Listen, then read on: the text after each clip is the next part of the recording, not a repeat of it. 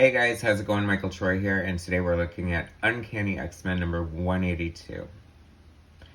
Alright guys, so this is I'm a huge X-Men fan. It's probably like one of my biggest loves in comics from, when I first started getting into comic books. This is from a great era. John Romita Jr. was drawing. I was not crazy about his art at the time after taking over Paul Smith, but I have to say I quickly grew to get used to it. And I have a lot of nostalgia for it now. So this is fun. I used to have these weird, like, silk wall hangings. I don't know if you guys had them or remember them, but they were just sort of like printed on, like, they were almost like pennants or whatever. And I hung them off from my ceiling and they looked so cool. And this was one of them. And I have to say, this is a pretty iconic, cool cover with all the great covers. I mean, it's pretty hypnotic. And we still have the Paul Smith head box, which is great. 60 cents. Can you believe that, guys? I mean, some comics are going for like $6 now.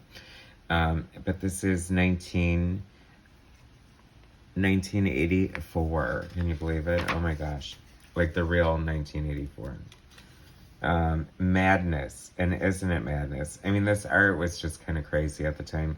Like, I don't even know what this outfit is. I guess we can just blame the 80s, but you've got a lot going on, like a turtleneck, and then a mock turtleneck, and then a poncho with a turtleneck. But it's also a tunic and tied at the waist, cinched at the waist, then gloves. I mean, she has to wear gloves because she'll absorb your power, sugar, if she doesn't.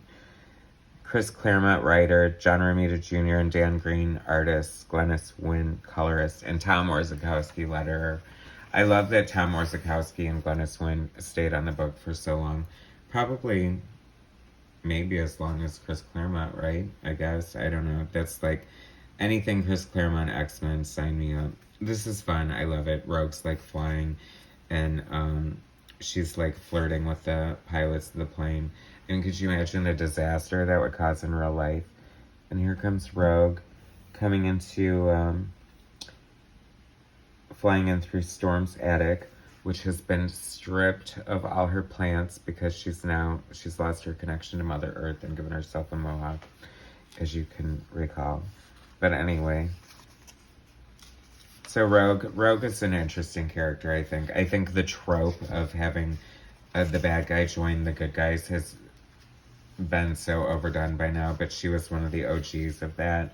And I think Chris Claremont did a great job of showing her struggle to fit in and how they really, were against her at first and how, they came around. Charles Xavier's motives were always questionable at best, but anyway, I have to say, looking at this is fun. This is like a total 80s comic, and it's got Rogue and S.H.I.E.L.D. and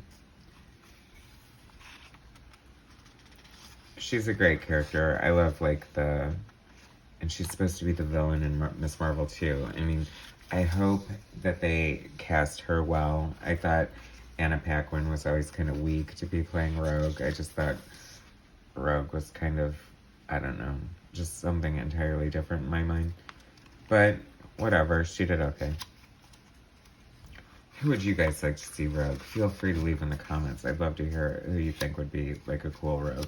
Because Rogue is such a great, important character to the X-Men legend. And I think she should definitely be treated right. And I hope they do some good stuff with her and Miss Marvel too. Anyway, that was a fun, very Rogue-centric issue of Uncanny X-Men 182 by Chris Claremont and John Romita Jr. Thanks so much for watching. Please subscribe to my channel, hit like, share my content, and I'll bring you some more later. Alright, thanks guys.